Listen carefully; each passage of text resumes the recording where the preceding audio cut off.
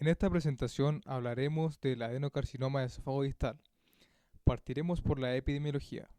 El cáncer esofágico es el octavo cáncer más común en el mundo, con cifras estimadas de 456.000 casos nuevos y 400.000 muertes en 2012. Y la incidencia de adenocarcinoma de esófago ha aumentado considerablemente en los últimos 20 años, con un incremento de 500%. La mayoría de los cánceres de esófago se pueden agrupar en carcinoma de células escamosas y en adenocarcinoma, siendo mucho mayor la prevalencia del carcinoma esofágico, más del 80%. Sin embargo, en los últimos años esa brecha se ha acortado, las tasas del carcinoma han disminuido y la incidencia de adenocarcinoma de esófago ha aumentado, sobre todo en países desarrollados, especialmente en la población de raza blanca. En este mapa podemos ver que las tasas más altas están en Europa, Norteamérica y Oceanía, mientras que las tasas más bajas están en Asia y África. El adenocarcinoma de esófago es un cáncer que afecta más a hombres que a mujeres, en una proporción de hasta 4:1. El esófago normalmente tiene un epitelio estratificado plano no queratinizado, por lo que para que se produzca un adenocarcinoma en esta región es necesaria una transición de su epitelio a uno columnar, lo que se denomina esófago de Barrett, que es un ejemplo de metaplasia. Se describe como la sustitución de un tipo celular por otro. Se asocia a daño, reparación y regeneración de un tejido. A menudo las células sustitutas se adaptan mejor a las alteraciones del entorno local. Las células glandulares en el esófago pueden convertirse en células más anormales con el transcurso del tiempo. Esto puede causar displasia. Significa crecimiento desordenado y se da principalmente en los epitelios y se caracteriza por la pérdida de uniformidad de cada célula y desorientación arquitectónica. La displasia se considera una lesión precursora de la transformación maligna, que no siempre evoluciona al cáncer. Etiología. El principal factor de riesgo para el desarrollo de adenocarcinoma es el esófago de Barrett, secundario a una esofagitis crónica, la cual puede ser producida por la enfermedad por reflujo gastroesofágico o por un daño por agentes que pueden ser corrosivos. Dentro de esta última tenemos las específicas, como las bacterias, y las inespecíficas, como el tabaco. Por otro lado, tenemos las esofagitis que son causadas por reflujo gastroesofágico, que es la causa más común. Las esofagitis se pueden deber además a distintos factores, como la obesidad o a lesiones por trastornos de la motilidad. Patogenia. Para que se desarrolle un adenocarcinoma de esófago debe existir una progresión de cambios en el epitelio del esófago, que conduce al adenocarcinoma propiamente tal. En primer lugar, se produce la enfermedad por reflujo gastroesofágico, la cual se desarrolla a partir de una disfunción del esfínter esofágico inferior, frecuentemente asociado a presiones promedios inferiores en este esfínter, así como una disminución de la motilidad esofágica. La incapacidad de funcionar correctamente se manifiesta en una exposición prolongada del epitelio a la secreción hacia el estómago, bilis y otras sustancias nocivas, lo que provoca en el tejido una reacción inflamatoria persistente en el tiempo. Posteriormente, y debido a la exposición crónica a las secreciones mencionadas, se altera la estructura epitelial original, ocurriendo un proceso metaplásico, donde cambia el epitelio escamoso característico por un epitelio cilíndrico propio del epitelio intestinal y gástrico, el esófago de Barrett. Lo anterior se considera un cambio adaptativo, debido a que el epitelio columnar posee características que permiten una mayor resistencia a la injuria. Sin embargo, esta condición es predisponente al desarrollo de adenocarcinoma de esófago. Se han descrito tres tipos de epitelios columnares en el esófago de Barrett: epitelio cardias o epitelio de la unión gastroesofágica, epitelio gástrico fúndico atrofiado y epitelio columnar especializado intestinal. Este tipo celular es el más frecuente de encontrar en el esófago de Barrett y las únicas con un claro potencial maligno. A continuación se revisarán cómo las alteraciones genéticas adquiridas durante la progresión neoplásica del esófago de Barrett llevan a la adquisición de los rasgos característicos del cáncer. Proliferación sin estimulación exógena. En general, es la expresión de oncogenes lo que permite a las células proliferar sin estimulación exógena. En el adenocarcinoma de esófago encontramos varios oncogenes sobreexpresados, como son la ciclina D1 en la metaplasia de Barrett y la ciclina E en displasia de alto grado. Por otra parte, la expresión de ciclina B1 y ciclina A estaría presente desde la metaplasia hasta el adenocarcinoma. Existen además alteraciones en los factores de crecimiento, en sus receptores o en los caminos de señalización que median su interacción. En el adenocarcinoma de esófago existe incremento en la expresión de los factores de crecimiento epidérmico, sus receptores y TGF-alfa en etapas iniciales de metaplasia. En la vía de EGF se encuentran las proteínas RAS, las cuales juegan un rol fundamental en la regulación de la proliferación celular. Mutaciones provocan que RAS se encuentre constitutivamente activada, potenciando la proliferación celular descontrolada. Resistencia a señales inhibitorias de crecimiento.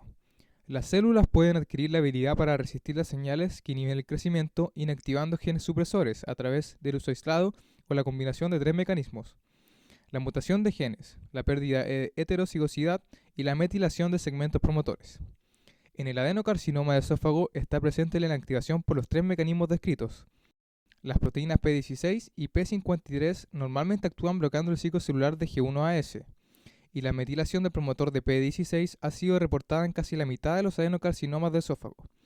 La alteración de P16 en esófago de Barrett sin displasia se observa en aproximadamente el 80% de los casos, sugiriendo que las alteraciones genéticas de P16 pertenecen a eventos tempranos en esta progresión neoplásica. La inactivación de P53 por heterocigosidad en su locus, en conjunto con la mutación del alelo restante, se ha encontrado en casi la totalidad de los adenocarcinomas de esófago. La pérdida de expresión para P27, un inhibidor de la actividad de la ciclina E, ha sido correlacionado con un comportamiento agresivo del adenocarcinoma de esófago y una pobre sobrevida. La metilación de APC se asocia a estadios más avanzados de la carcinogénesis, observándose en la displasia de alto grado y en el adenocarcinoma propiamente tal. Evasión de la apoptosis. El mecanismo de la apoptosis puede ser activado por una serie de factores como, por ejemplo, daño al ADN, activación de receptores de muerte y alteraciones metabólicas. Además de la actividad supresora de tumor, la proteína P53 también funciona como un iniciador de la apoptosis. En el adenocarcinoma de esófago, las células pueden evitar la apoptosis mediante la inactivación de P53. La apoptosis puede iniciarse cuando los receptores de muerte en la superficie se unen a las células con ligandos tales como el Fas, los cuales pueden ser presentados por linfocitos. COX-2 produce prostaglandinas que inhiben la apoptosis y estimulan la angiogénesis y la invasión de los tejidos. La sobreexpresión de COX-2 ha sido encontrada en la metaplasia de Barrett y aumenta su expresión a medida que progresa la displasia adenocarcinoma.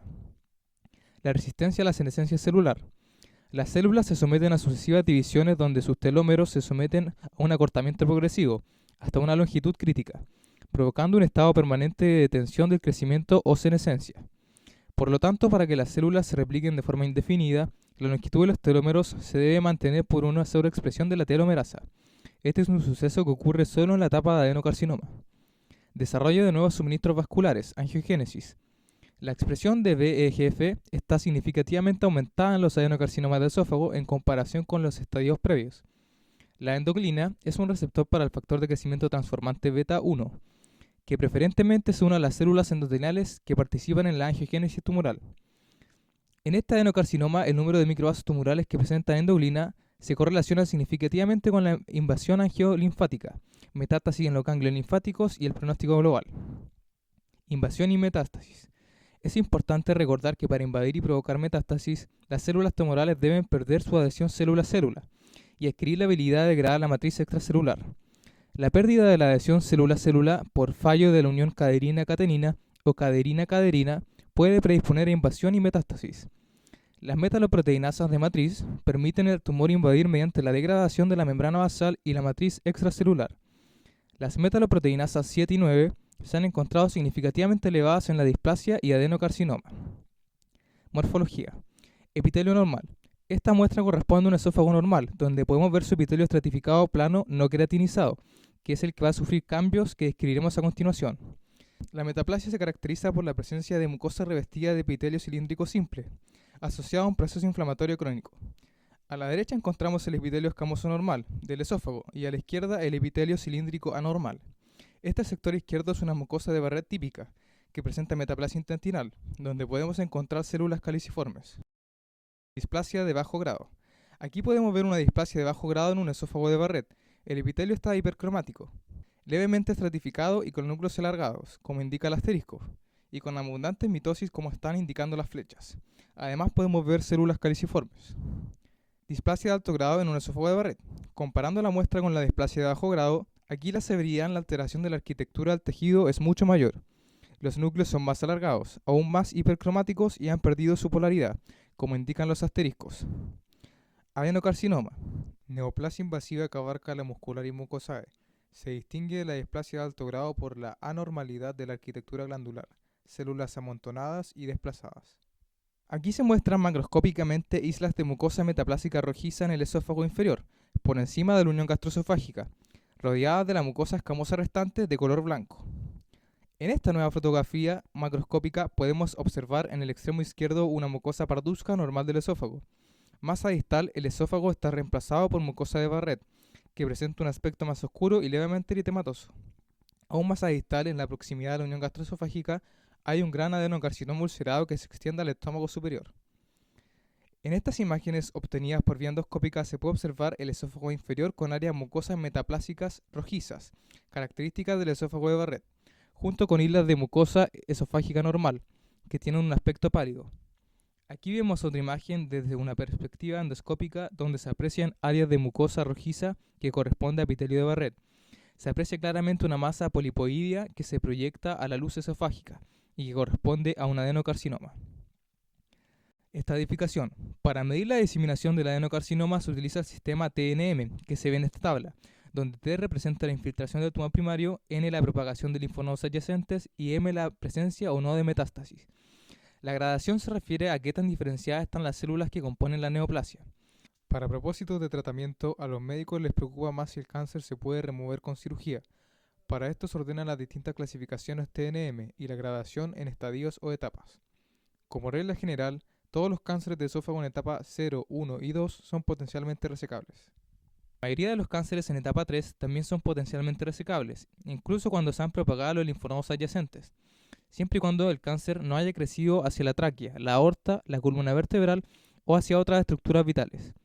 Los cánceres que han crecido hacia estas estructuras o que se han propagado a linfonodos u órganos distantes se consideran no resecables.